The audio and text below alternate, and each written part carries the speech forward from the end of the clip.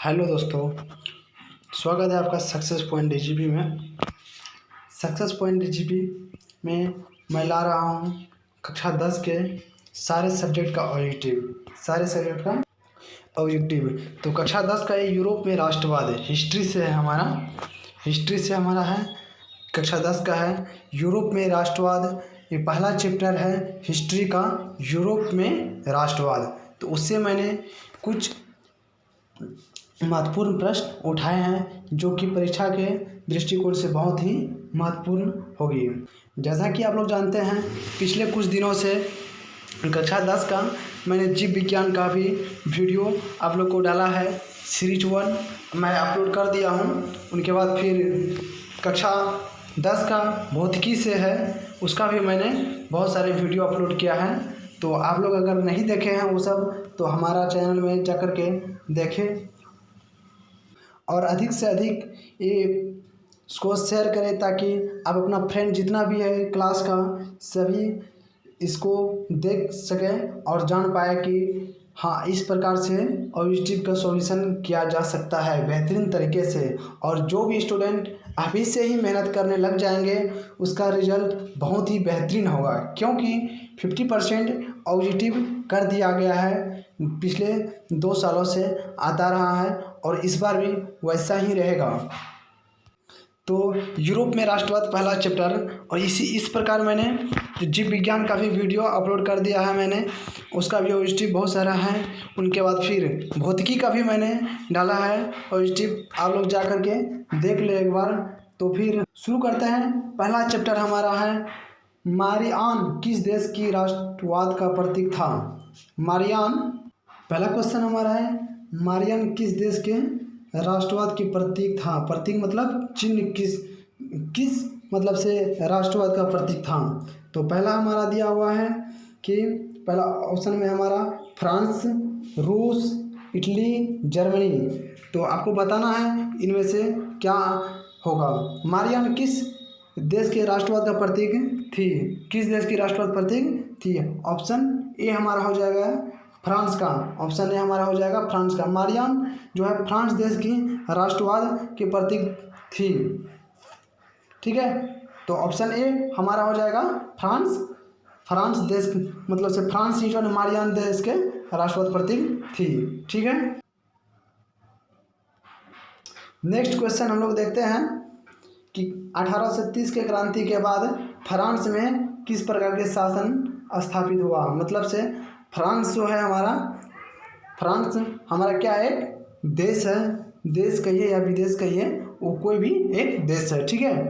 1830 का जो क्रांति हुई थी, 1830 की जो क्रांति हुआ था, उनके बाद जो वहाँ की शासन व्यवस्था स्थापित जो हुआ था, वो कैसा शासन व्यवस्था स्थापित हुआ था। तो यहाँ पर दिया हुआ आपको निरंकुश राजतंत्र, संघीय शासन व्यवस्था, गणराज, तो संवैधानिक राजतंत्र ऑप्शन हमारा दिया हुआ है। तो ऑप्शन हम क्वेश्चन नंबर 2 का हमारा आंसर हो जाएगा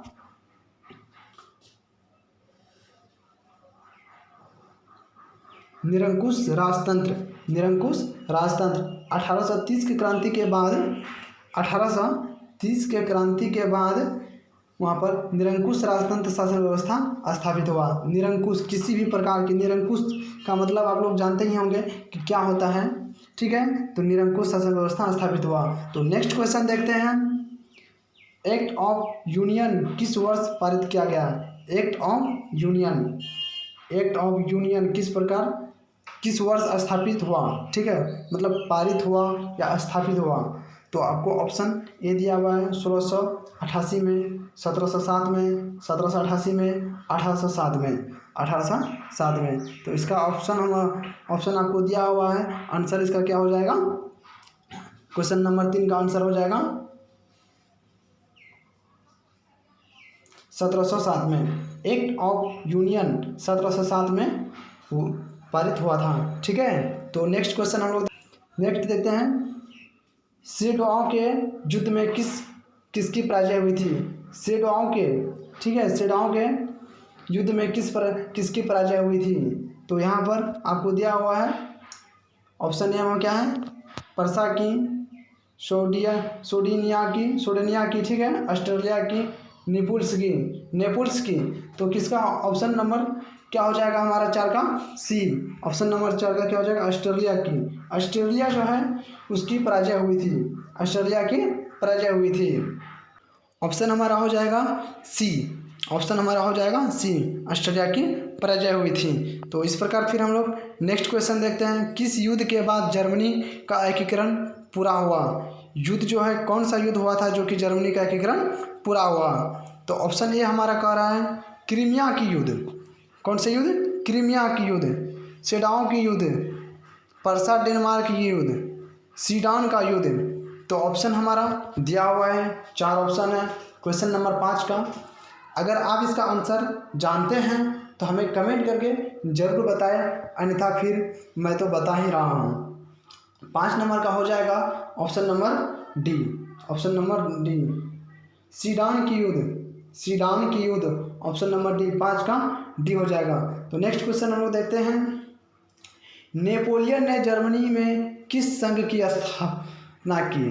किस संघ की स्थापना की। नेपोलियन जो है जर्मनी में किस संघ की स्थापना की।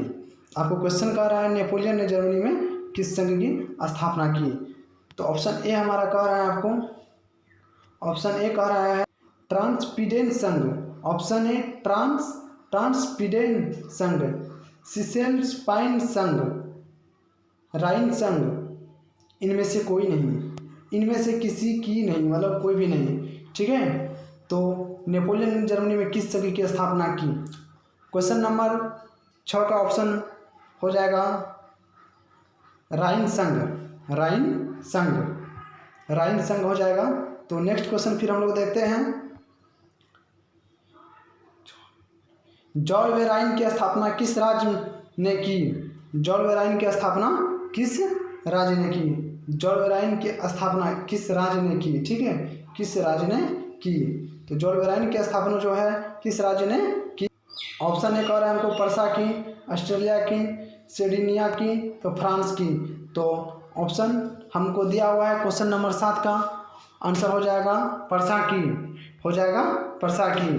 ठीक है, तो इसका ऑप्शन हो जाएगा परसा की। ऑप्शन ए, जॉलवेराइन की स्थापना किस राज्य ने की, तो परसा की। हंगरी की भाषा क्या थी। हंगरी की भाषा क्या थी। इतालवी, मैग्यार, पोलिश, फ्रेंच। हंगरी की भाषा क्या थी। क्वेश्चन नंबर 8 हमारा कह रहा है आपको हंगरी की भाषा क्या थी। तो इसका ऑप्शन हो जाएगा, इसका ऑप्शन हो जाएगा बी। हंगरी की भाषा जो है वो क्या थी, मैग्यार थी। हंगरी की भाषा क्या थी, मैग्यार थी।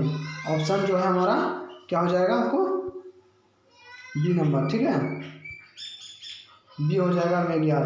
तो नेक्स्ट क्वेश्चन हमारा है यंग यूरोप की स्थापना किसने की।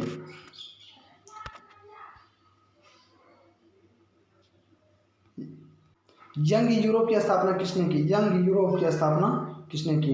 काबूर ने, मेजनी ने, बिस्मार्क ने, गैरिबाल्डी ने। काबूर ने क्या करा आपको, तो यंग यूरोप की स्थापना किसने की। यंग यूरोप की स्थापना किसने की। काबूर की, काबूर ने, मेजनी ने, बिस्मार्क ने, गैरिबाल्डी ने। क्वेश्चन नंबर 9 हमारा हो जाएगा आंसर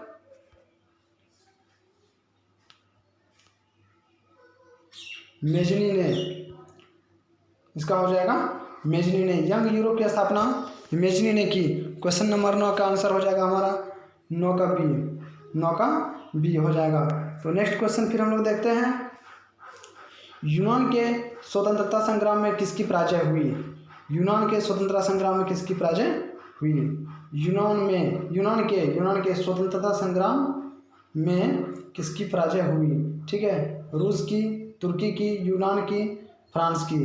तो इसका आंसर क्वेश्चन नंबर 10 का हो जाएगा बी, तुर्की की।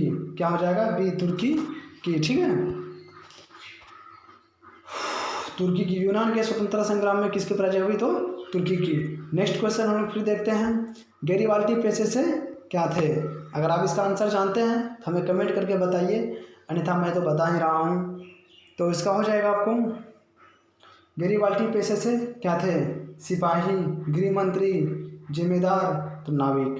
तो हमारा कह रहा है क्वेश्चन है हमारा कि गैरिबाल्डी जो है पेशे से क्या था, मतलब वो करते क्या थे, पेशे से मतलब वो करते क्या थे, उसका रोजगार क्या था। तो सिपाही, गृह मंत्री, जिम्मेदार, तो नाविक। इसका आंसर हो जाएगा, इसका हो जाएगा नाविक, इसका हो जाएगा नाविक, ऑप्शन नंबर डी हो जाएगा नाविक। 11 का सॉरी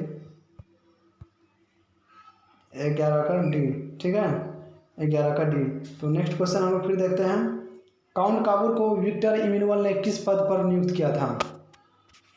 क्वेश्चन है आपको, काउंट काबूर को, किसको, तो काउंट काबूर को विक्टर इमैनुअल ने किस पद पर नियुक्त किया था, किस पोस्ट दिया था।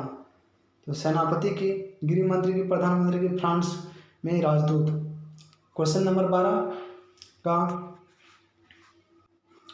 का हमारा आंसर क्या हो जाएगा, 12 का सी, 12 का हो जाएगा सी, प्रधानमंत्री। काउंट काबूर को विक्टर इमैनुअल ने प्रधानमंत्री के पद पर नियुक्त किया था। काउंट काबूर को विक्टर इमैनुअल ने किस पद पर नियुक्त किया था, तो वो हो जाएगा ऑप्शन नंबर सी, 12 का सी, ठीक है, आंसर हो जाएगा। तो नेक्स्ट क्वेश्चन देखते हैं। वियना कांग्रेस के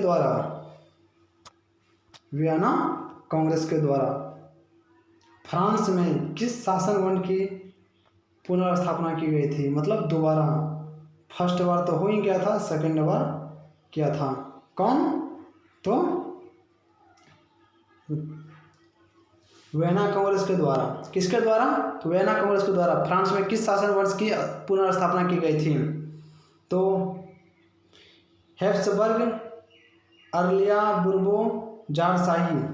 क्वेश्चन नंबर 14 का आंसर हो जाएगा हमारा ऑप्शन नंबर सी, 14 का सी हो जाएगा हमारा बुर्बो, 14 का सी हो जाएगा बुर्बो, ठीक है,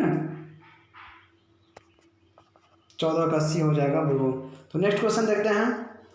वियना कांग्रेस के द्वारा फ्रांस में किस शासन वंश की पुनर्स्थापना की गई।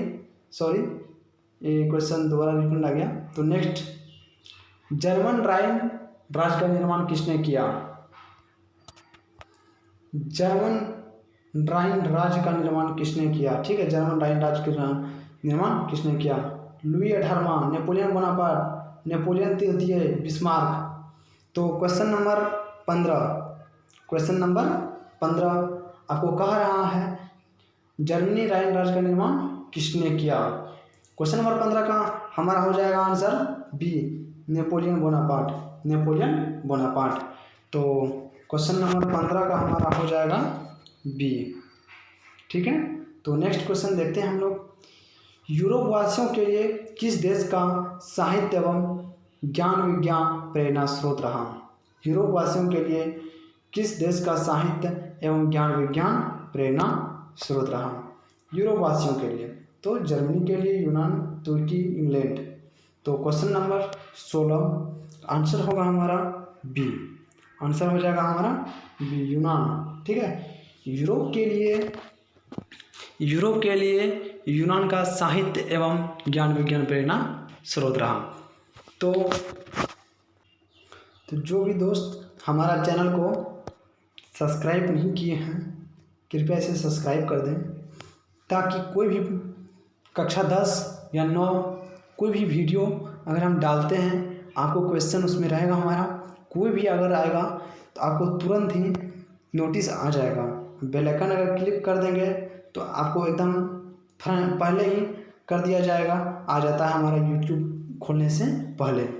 तो ये जो हमारा कमेंट करके आप बताइए ज़रूर कि क्या आप किस किस क्वेश्चन के आंसर आप जानते थे, पहले से आप जानते थे, किन किन का आंसर आप पहले से जान रहे हो, तो उसका आंसर हमें ज़रूर दें। इस प्रकार से लिखें, 1 का बी, 2 का सी, इस तरह से लिखें। इस तरह से अगर आप लिखेंगे तो फिर हमें पता चलेगा कि हाँ आप इनका क्वेश्चन के आंसर आप पहले से जान रहे होते हैं। और हम बताएंगे आपको, इसको शेयर भी करें अपने फ्रेंड्स से, ताकि सभी दोस्त आगे बढ़ें। अभी हमको एक छोटा सा बात याद आ रहा है, जब हम प्रथम क्लास में प्राथमिक विद्यालय में पढ़ने जा रहे थे, उसमें लिखा होता था सब पढ़ो सब पढ़ो, सॉरी सब पढ़े सब बढ़े, सब पढ़े सब बढ़े। तो मतलब सब पढ़े सब बढ़े दोनों, इसलिए इसको आप शेयर भी करें ताकि किसी भी प्रकार की, चाहे वो स्टूडेंट अपना घर में ही क्यों नहीं पढ़ रहा हो, कोचिंग का फी नहीं दे पा रहा है, ये लॉकडाउन की वजह से बहुत स्टूडेंट को बहुत सारी परेशानी हो गई है। अपना घर में भी अगर पढ़ रहा हो तो वो ज़रूर है अपनी मोबाइल से वो अपना मेहनत पूरा कर पाए और आने वाले समय में बेहतरीन रिजल्ट दे पाए। और आपका अगर एक नंबर क्वेश्चन का जो होता है ऑब्जेक्टिव जो बोलते हैं उसको हम लोग, अगर ये आप बेहतरीन कर लिए तो फिर आपका रिजल्ट सोचना नहीं पड़ेगा।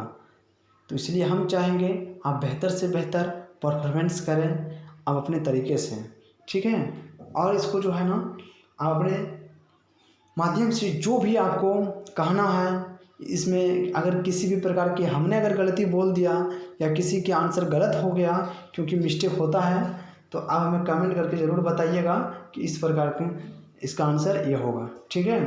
तो फिर हम आप अपना सुझाव दीजिएगा तो अच्छा होगा, और लाइक भी कर दें ताकि आपको ये अगर वीडियो पसंद आए तो लाइक करें, अगर नहीं आए पसंद लाइक नहीं करें, लेकिन कमेंट करके हमें ज़रूर बताएं, अपना फीडबैक हमें दें और शेयर भी करें अपने विद्यार्थी से सबसे, ठीक है। सब्सक्राइब करना तो भूलें ही नहीं कि और बेल आइकन दबा दीजिए ताकि किसी भी प्रकार की नोटिफिकेशन आए तो आपको तुरंत एकदम से आ जाए, ठीक है। तो नेक्स्ट क्वेश्चन हमारा है जर्मनी इटली, ठीक है।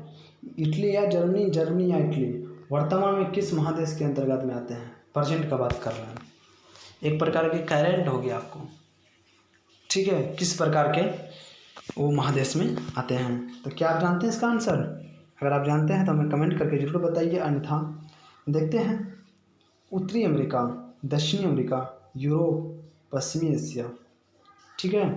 तो आपका ऑप्शन नंबर 4 दिया हुआ है, इसका आंसर क्या होगा आपको बताना है। 17 नंबर का हमारा हो जाएगा option number C, option number C हो जाएगा 17 का सी, यूरोप के महादेश के अंतर्गत में जो है आपको इटली और जर्मनी दोनों अभी आ रहा है, ठीक है। ये आपको हिस्ट्री से था, ठीक है, कक्षा 10 का हिस्ट्री यूरोप में राष्ट्रवाद पहला चैप्टर है, उससे था। जो भी क्वेश्चन था हमारा भी सीरीज चलेगा, ठीक है, इस प्रकार से सीरीज चलेगा, जिससे देखते हैं आप। इसमें भी हमने सीरीज दिया हुआ है, सीरीज 1, इसमें जो है हमारा सीरीज दिया हुआ है, सीरीज 1 है ये हमारा। आपको सीरीज बाय सीरीज हम करते जा रहे हैं, जैसे कि ये जीव विज्ञान का है, ठीक है, ये जीव विज्ञान से हमारा आपको जीव विज्ञान से हमने डाला है सीरीज 1 का आपको वीडियो, तो उससे है कक्षा 10 तो आप देख ही रहे हैं। और BSEB बोर्ड, ठीक है, BSEB बोर्ड के लिए ये बेहतरीन है। CBSE बोर्ड लिखने का मतलब है, बहुत सारे स्टूडेंट समझ रहे होंगे कि CBSE तो इंग्लिश मीडियम से सिर्फ होता है, नहीं, जिन दोस्तों को हिंदी से पढ़ना है वो हिंदी से भी कुछ सब्जेक्ट रख सकता है, इसलिए हमने यहाँ पर CBSE दिया है। ज़्यादा घबराने की ज़रूरत नहीं है, बहुत सारे दोस्त को पता नहीं होगा, ठीक है, इसलिए मैंने CBSE एवं BSEB और CBSE दोनों दिया है। ये जीव विज्ञान से था हमारा क्वेश्चन। तो इस प्रकार से हम देखिए आपके समक्ष हम क्वेश्चन लाते रहे हैं शुरुआत से ही, ठीक है। ये भौतिकी का हमारा है, ये आपको भौतिकी का था, ये हमारा जीव विज्ञान से है क्वेश्चन आपको। उनके बाद फिर इसी प्रकार हमारा यूरोप में राष्ट्रवाद से मतलब हिस्ट्री से है हमारा क्वेश्चन, ठीक है, यूरोप में राष्ट्रवाद।